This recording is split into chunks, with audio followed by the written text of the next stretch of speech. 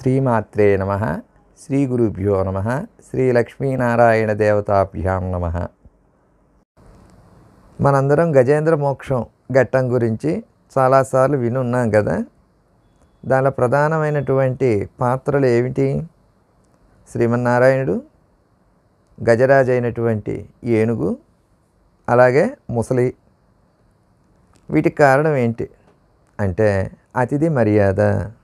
మనం భగవంతుడికి అర్చన చేసేటప్పుడట ఎవరైనా అతిథులు అంటే పూజ్యులు, పూజనీయమైనటువంటి వ్యక్తులు మన ఇంటికి వచ్చినప్పుడు అది దేవతార్చన అయినా వాళ్ళని గౌరవించాలట, అతిథి మర్యాద చేయాలట. పూర్వకాలంలో ఇంద్రద్యుమ్న మహారాజు ఏకాదశి వ్రతాన్ని ముగిస్తూ శ్రీహరిని సేవిస్తూ ఉన్నారట. అదే టైంలో దుర్వాసో మహర్షి ఆయన అంతఃపురానికి వచ్చారట. వస్తే ఆయనకి అతిథి అభ్యాగతులు చేయడానికి ఇంద్రద్యుమ్న మహారాజు వెంటనే లేవక శ్రీహరి పూజకు అంతరాయం అవుతుందని ఆగిపోయారట. అందు నిమిత్తంగా దుర్వాసో మహర్షి ఇంద్రద్యుమ్న మహారాజుని, నీ వచ్చే యుగంలో అడవి ఏనుగువై పుడతావు అని శపించారట. అయ్యో అలాగా, అయితే నాకు శాప విమోచనం దొరకదా అన్నారట. ఇంకొక మహానుభావుడితో నువ్వు పట్టి బాధింపబడి శ్రీహరిలో లీనమవుతావని వరం ఇచ్చారట దుర్వాసో మహర్షి. మరి ముసలి కథ ఏమిటి?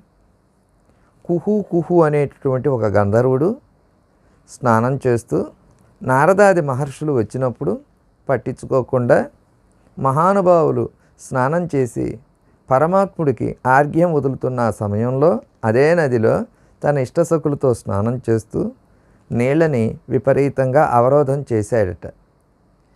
పరమ పూజ్యులైన నారదాది యోగి బృందం అలాగే దుర్వాసో మహర్షి ఆర్ఘ్యం వదులుతున్న సమయంలో ఈ విధంగా జరగడం వల్ల వాళ్ళు అదే తీర్థాన్ని తీసుకొని ఆ కుహు కుహు అనే గంధర్వుడిని నీవు నీళ్ళల్లో ఉండేటటువంటి ముసలిగా జన్మిస్తావు వచ్చే యుగంలో అన్నారట.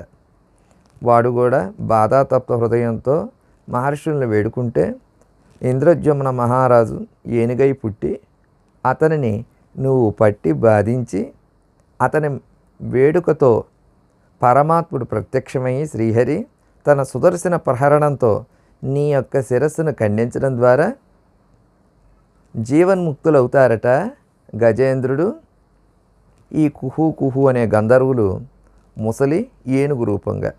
ఇదే ఈ గజేంద్ర ఘట్టంలోని ప్రధాన భూమిక. ఏతత్ శ్రీ ఉమామహేశ్వర పాదార విందార్పణమస్తు. సర్వే జనా సుఖినో భవంతు. సమస్త సన్మంగళాని భవంతు.